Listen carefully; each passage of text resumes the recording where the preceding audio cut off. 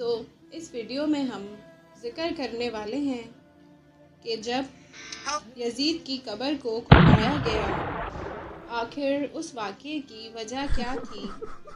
اس نے کیوں یزید کی قبر کو کھولا اور یہ واقعہ کتنے سالوں کے بعد پیش آیا؟ یہ واقعہ یزید کی وفات کے کتنے سالوں کے بعد پیش آیا گیا؟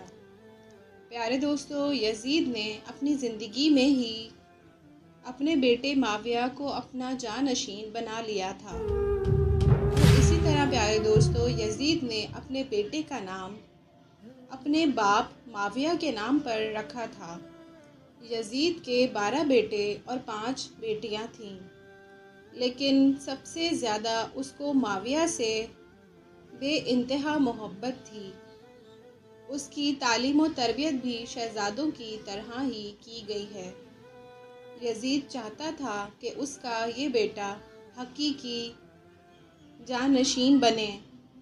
یزید نے حکومت سنبھالتے ہی اپنے 2 بیٹوں خالد اور معاویہ کو اس وقت کے بہترین استاد کے پاس بھیج دیا، جن کا نام شیخ عمر المقصوص تھا، اور عمر المقصوص جانتے تھے کہ شیخ جانشین معاویہ ہے، اس لیے انہوں نے اس کی تربیت پر بہترین پرورش کی۔ 61 ہجری میں جب واقعہ کربلا پیش آیا تو شیخ المقصوص کو بہت تکلیف پہنچی، کیونکہ آپ کا دل اہل بیت سے تڑپتا تھا۔ اسی لیے آپ نے ان دونوں بیٹوں کی اچھی پرورش کی۔ ایک طرف کربلا کا واقعہ پیش آیا اور جگہ جگہ یزید کے خلاف بغاوت اٹھنے لگی۔ دوسری طرف معاویہ، جو یزید کا جانشین بیٹا تھا، اس کی تربیت ایک سچے عاشق رسول کر رہے تھے۔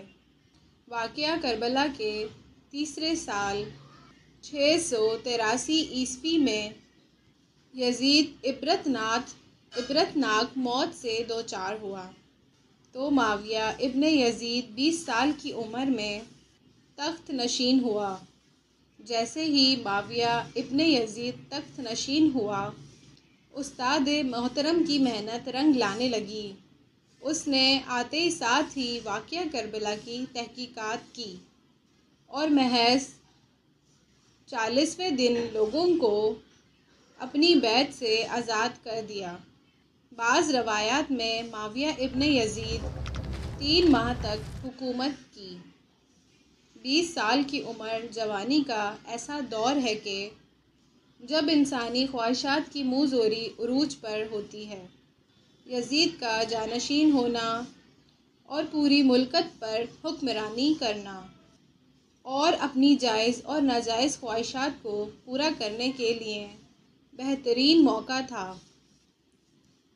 لیکن معاویہ نے تخت و تاج پر بیٹھتے ہی واقعہ کربلا کی معلومات کی اور حالات کا بہت زیادہ باریک سے جائزہ لیا۔ جب اس نے دیکھا کہ میرے باپ نے مسلمانوں کو کس قدر نقصان پہنچایا ہے، تو اس نے محسوس کیا کہ وہ ایک دورائے پر کھڑا ہے کہ حکومت کی بھاگ دوڑ تھامے رہے، ظلم و ستم اور عیش و عشرت کا بازار گرم رکھے، یا تخت و تاج کو چھوڑ دے، یا اپنے آپ کو ان ہولناک گناہوں سے دور رکھے۔ آخر اس نے فیصلہ کر ہی لیا۔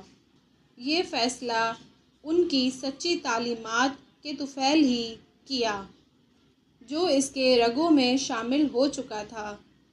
اس نے عزم راسخ کے ساتھ حکومت کے عہدیداروں، عوام کو مسجد میں جمع کیا اور پھر خود منبر پر جا بیٹھا۔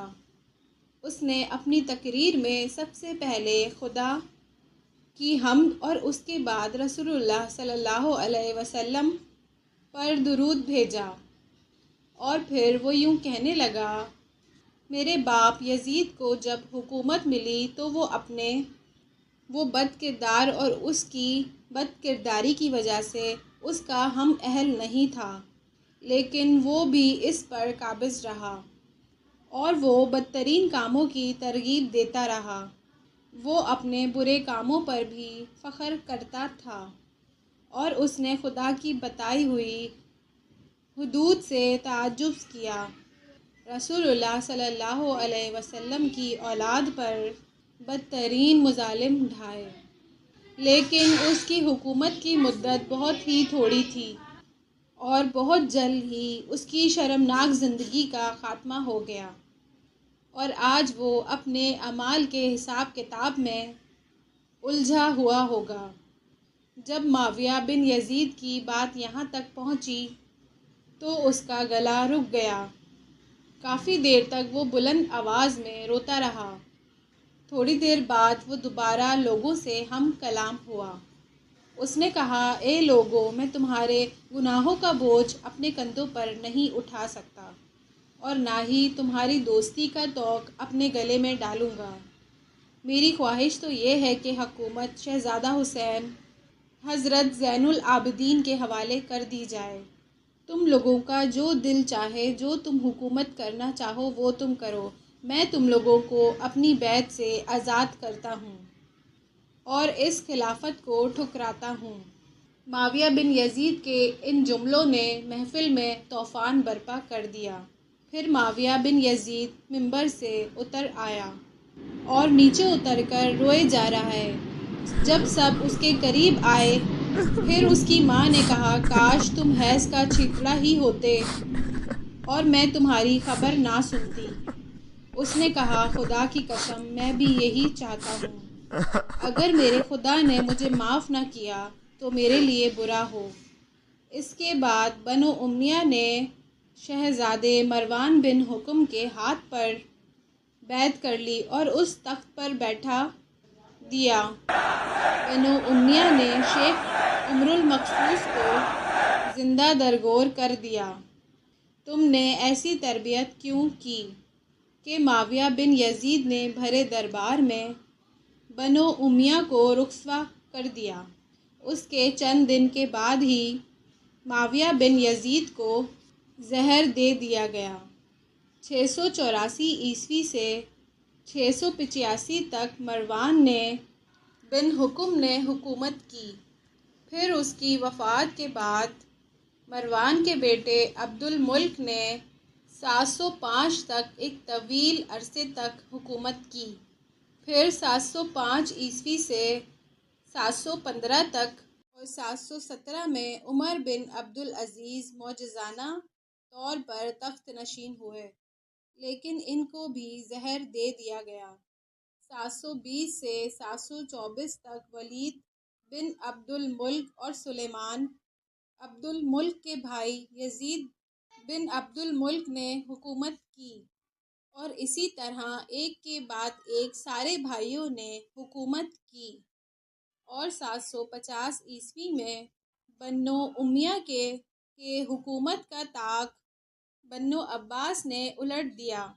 بنو امیہ کا آخری حکمران مروان ثانی ایک انتہائی سست اور ڈرپوک انسان تھا، جس نے تاریخی کتابوں میں درج ہے کہ ابو المسلم خراسانی نے بنو عباس کے ابو چاچا اور ان کے بھائی ابو العباس کو صفا کو حکمرانی سونپ دی۔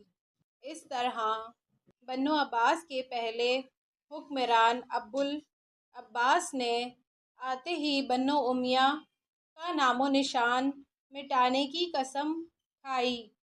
بہت سے لوگوں کو قتل کر دیا گیا اور کربلا کے واقعہ میں ملوث تمام کرداروں کی قبریں تک کھود دیں۔ اسی طرح ابو العباس الصفا نے یزید کی قبر کو بھی کھودوایا، اور یہ کام اس نے اپنی نگرانی میں کروایا۔ وہ چاہتا تھا کہ یزید کو قبر سے نکالے اور اس کی لاش کو سولی پر لٹکائے۔ چنانچہ یزید کی وفات کے 65 سال بعد اس کی قبر کو اس وقت کے حکمران ابو جعفر اور ابو العباس کی نگرانی میں کھودوایا گیا، لیکن جب قبر کو کھولا گیا تو سب یہ دیکھ کر حیران رہ گئے کہ اس میں لکڑیوں کی راکھ، بدصورت کتے اور اژدھے کے سوا کچھ نہ تھا۔